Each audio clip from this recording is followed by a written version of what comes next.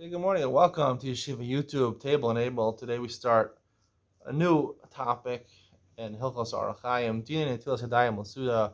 We're starting to talk about eating. You finished davening, you learned a little bit, you had your brunch. Now it's time to eat your meal. Maybe your brunch is a meal. You're gonna have bread, or maybe we're talking about your dinner over here, your second meal of the day. So you want to have bread. So let's get into it. 13 halachas. Aleph, when you eat bread, that you say amotzi. It's important that it's amotzi, not ragalach or some cookie. You wouldn't have to wash your hand. Tilas Yadayim. We're all familiar with Tilas Yadayim is you take that washing cup, you wash 2 times on your right hand, 2 times on your left hand, and some say chazon is just 3 times on each hand. Then your mashaf shef, we'll learn about this, supposed to rub your hands together. You take a towel, you dry your hands, and then you say the bracha. Some say you make the bracha while you're drying, before you actually dry your hands, while you're wringing your hands together, and then you make the bracha, and then you dry them. So it should be overless. Yes, and we'll talk about the bracha a little later in this siman. So you should be ital yada to this time. Even if your hands are clean, they didn't touch your body, they didn't touch anything impure. Make certain types of bread. You don't make hamotzi. You don't lachmanios. Now lachmanios, we're going to talk more about this in the halachas of brachos, halachas brachos. Lachmanios here in Israel are basically bread. It's just airy type of rolls. Challah rolls would be lachmanios. Where it's airy, the dough is airy as opposed to a thick dough, like challah that's made in the house, or a doughy challah, right? That would be something you make hamotzi on. Lachmanios, we'll have to talk about this. Maybe you don't make hamotzi on. Dakos, right, where it's airy, or pasa baba kistin, or bread that comes kistin are pockets. It comes in pockets. I would say these are things like potato barekas, where there's a pocket and there's potatoes in the middle, or there's chocolate in the middle. We'll see. It's a three machlokas, and they're showing what a pot of baba kistin is. Some say that it's made with almonds and nuts in it, or sugar. Some say that it means that it's hard. The Rif says it means hard, like pretzels and things like that. The third sheet that it's filled, like my explanation, that it's filled with something. I think that's the correct explanation. I know kovei suda aleim, and you're not kovei suda aleim, because we're going to see possible kistin if you make it a meal out of it.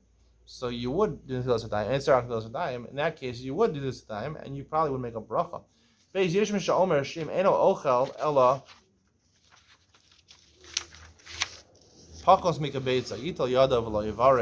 eat less than a kabetza, now up until now we're talking about eating a kabetza. So if you're eating less than a kabetza, you should wash your hands but not make a bracha. So what is this based on? This is based on, there's 2 reasons they're masakin and Netilas Yadayim. One reason in talking Netilas Yadayim is really it's takana midrabanan for kohanim eating truma. That's the real takana. Like Warren Shabbos says that. Because Kohanim who eat truma, if it becomes tameh, and truma is even if it becomes a shlishi l'tuma, your stam yadayim, your regular hands are asheni l'tuma. They would touch the bread, right? So, and it make a shlishi l'tuma, and you can't eat. It's a very big isser for a kohen to eat truma that's tameh. So therefore, since they made it by Kohanim eating truma, and most truma is wheat, most truma is wheat which was made into bread. They were masakin those yadayim for eating bread by Kohanim. So always wash their hands to make sure their hands are not tameh, they're not shnios l'tuma.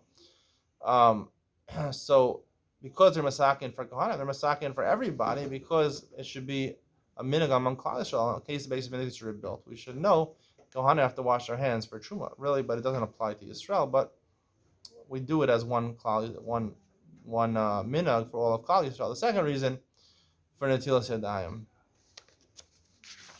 is because the Gemara says in Brachos, Vizkadishta Misam Kedoshim, it's Nekiyas and Kedusha. The Gemara says in Daf Nun Gimel and Brachos, it's cleanliness and Kedusha. Netilas Yadayim adds holiness to yourself. I'm going to have to explain in Ian to lean on exactly the holiness that we're talking about.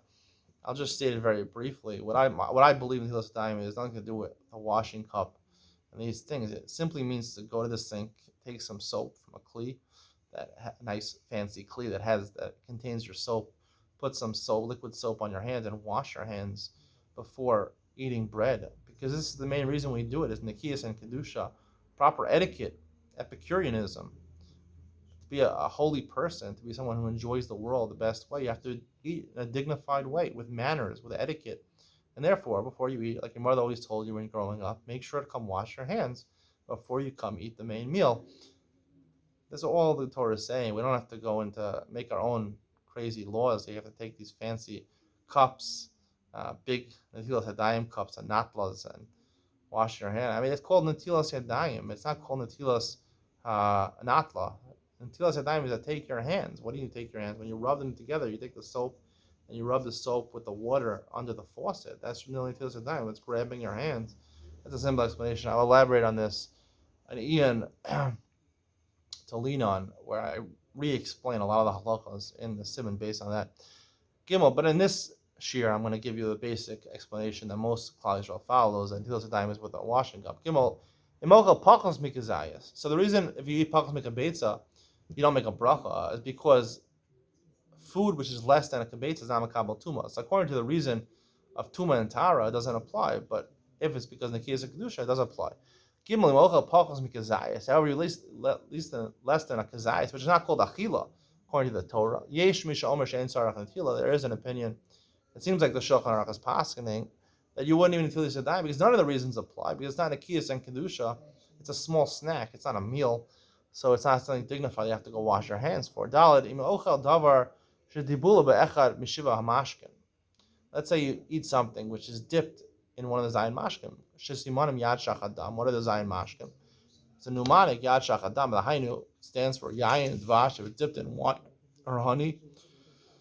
Now, dvash really probably means dvash. According to the Gemara, dvash really means dvash tamarim, from dates, even though the Mishnah Berurah says bee honey. I don't know why he says that. Shemen, oil. The Mishnah Berurah says it's talking about olive oil specifically, not a different oil like canola oil. Cholav, milk, tal, dew, dam. Hard to believe you're dipping something in blood. Mayim, or water. Velonis nagiv. And it's not dry. You know, I have to experience this situation, scenario every morning when I have Oreos for breakfast. And the Oreos I dip in milk. Like the only way to eat an Oreo. I have a video how long you should dip your Oreos in milk. The answer is 7.5 seconds. So you're dipping your Oreos in milk. One of the things is milk. First thing. The third thing. This chalav is milk, so therefore you have to, it didn't dry. Even if your hands are not touching the place of the liquid, sarach netila below bracha. You have to wash your hands without a bracha. Haga, the Ramah says, even if you don't dip the whole thing, even a little bit, and you're not touching it, you shouldn't wash your Netilas without a bracha. The reason is over here, because something that's moist, right? Even though your hands are shnios, and one of the reasons they're misaki and tefillah is because your hands are shnios, and they were not misaki and tefillah. We're going to see you're not misaki and Netilas Yadayim for peiros, even though peiros could be truma, but they only made the gzeira for the kohanim on things which are normally eaten as truma, which is bread. Peiros are not. So here we're talking about things that are not bread.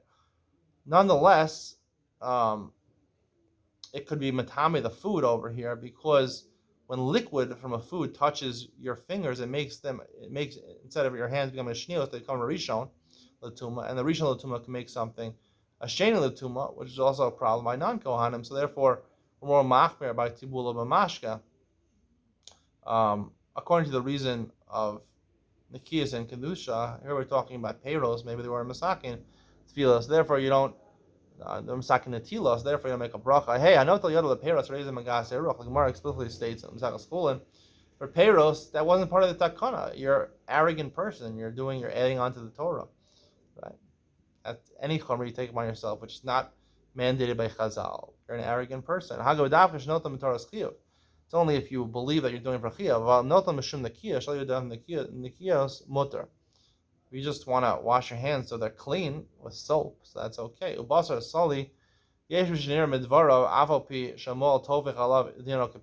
you have grilled some meat, right, and you have some liquids and juices coming out of it, it's like peiros. and you don't have to wash your hands. The tav shel mechitim mehem neguvim dino kaperos. Again, if you make pasta and things like that, it's dry, even if it has a little liquid from the water you cooked it in. It's like peros. You don't do netilas yadayim. Vav hashosa, it's not considered tibul of a mashke. Vav hashosa in sarach lito afilu yada achas. If you're drinking something, even if it's a fancy drink, you don't have to wash your hands. It's in a cup generally. I have to come on some in kovai, and we'll talk more about this. Zayin, not yada l'davar tibul of a mashke. Achach rosa lechol lechem. You wash your hands because you're eating Oreos and milk. I'm going with the assumption you have to wash your hands for Oreos and milk. I personally don't, and I'll tell you why you need to lean on.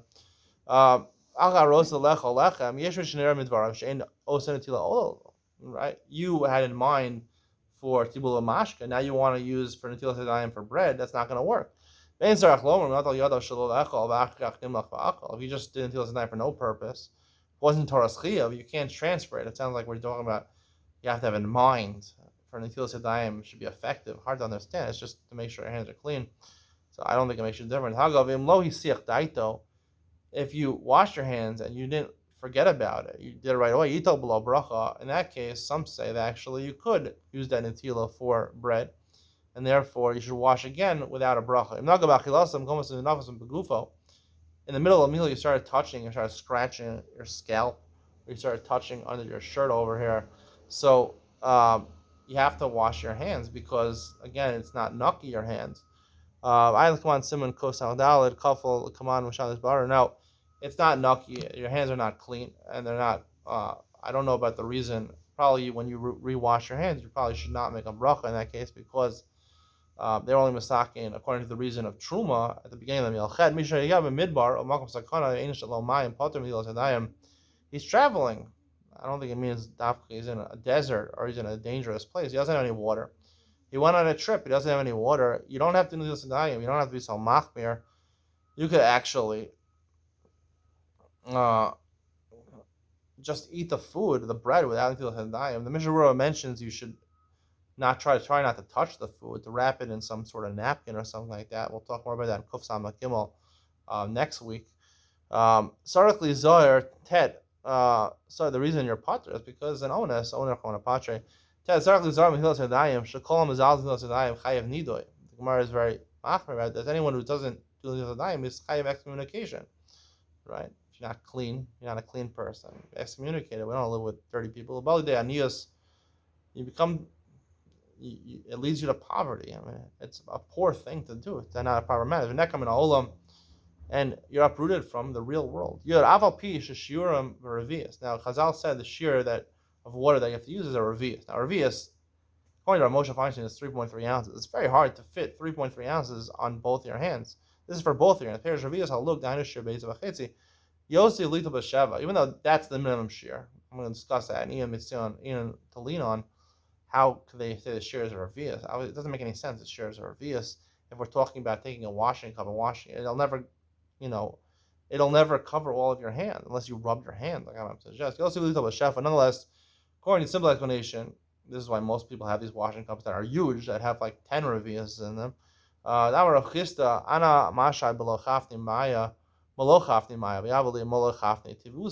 used to be very machmir and washing my hands. I use these big washing cups, and I got a lot of goodness to my life, a lot of tov in my life. According to Shulchan Aruch, Beis Yosef.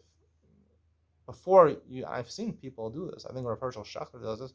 He makes a bracha before Netilas Yadayim, before he even pours the water in his hand. Every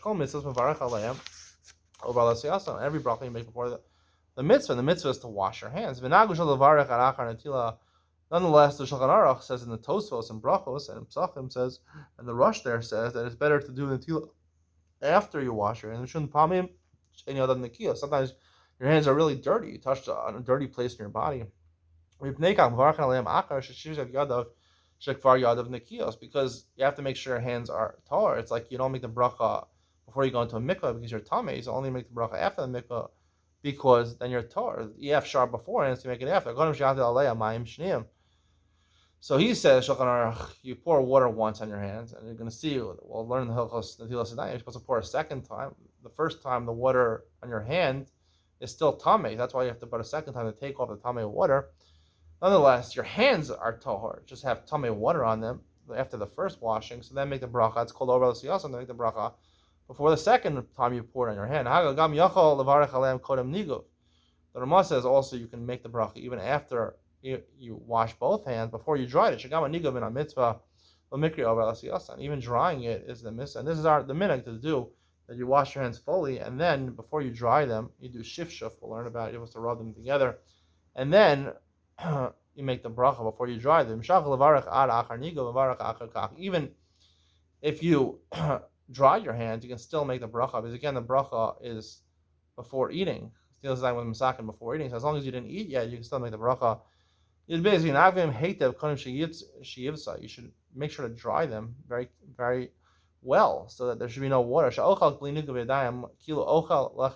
like you're eating bread that's tummy. So there's two different reasons to explain this halach. One reason is that actually tuma on them, because again, when you put a revius of water on your hands the first time, so it's not really enough. The water is still tummy. Your hands are tar, so there's still.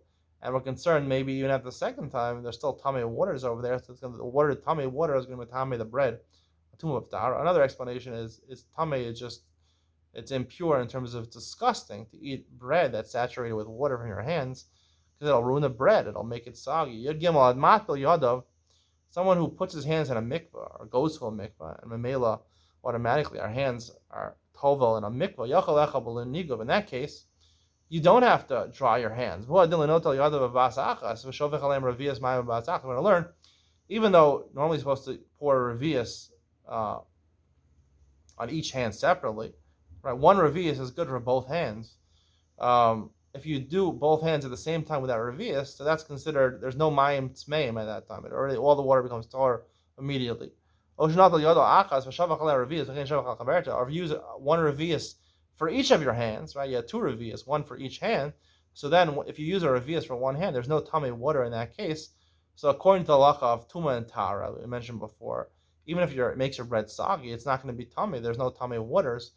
According to the other explanation, that it's mius, that it makes the bread soggy.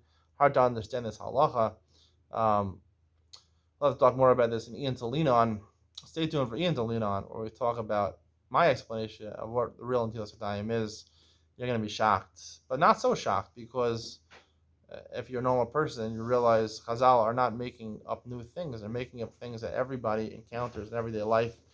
And your mother's good old advice before you come to dinner, washing your hands, rings true in halacha, not just in your mother's kitchen. Stay tuned. Ian to lean on coming up next.